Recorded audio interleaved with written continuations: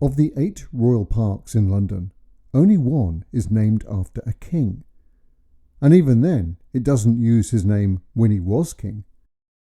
That park is Regent's Park, named, of course, for George, Prince of Wales, the Prince Regent, who went on to become George IV.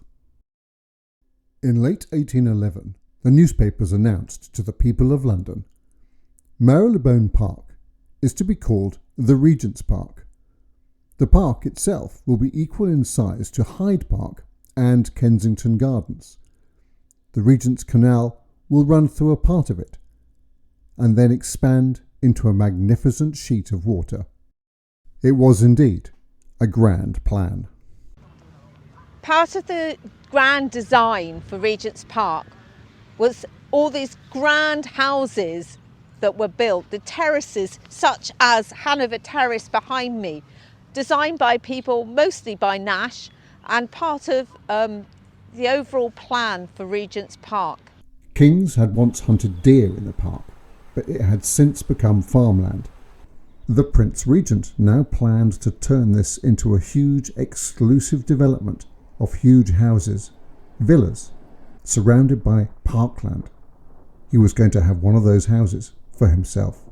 Behind me is the Y-shaped lake that's been a part of Regent Park ever since it was created.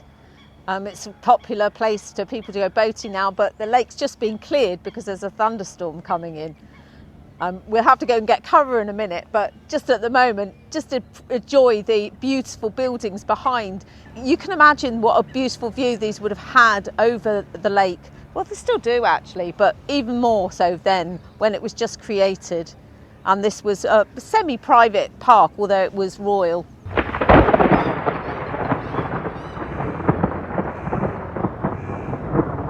From what we've read, it seemed to be the plan to build a number of exclusive residences within the boundaries of the park. This is the Holm, the second villa to be built in the heart of Regent's Park. The Prince Regent's designs were not limited to the new park. His palace, Carlton House, was about a 15-minute carriage ride away, and he wanted a road that linked his palace to the new park. That road would, of course, be called Regent Street. Yet, less than 9 years after the project was announced, in 1820, when the Prince Regent became King George IV, he seemed to lose interest in Carlton House and in the entire project for Regent's Park and Regent Street.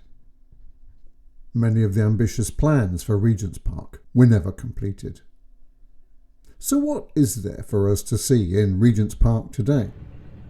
The Regent's Park Canal was part of the original design, connecting east to west London with a waterway that ran round the northern edge of the park. While many of the grand houses were never built, there were some who found a new home in Regent's Park. In the northeast corner of Regent's Park were the gardens of the Zoological Society. They're still here today, but we call them London Zoo. Some of the large spaces in the centre of the park are now given over to playing fields. The public were permitted to enter some of the park from 1835 onwards. Then there's that large lake, which is popular both with waterfowl and with people wanting to get out and about in boats. While some of the villas that were planned for the centre of the park were never put up, there are still a number of enormous Georgian terraces around the edge.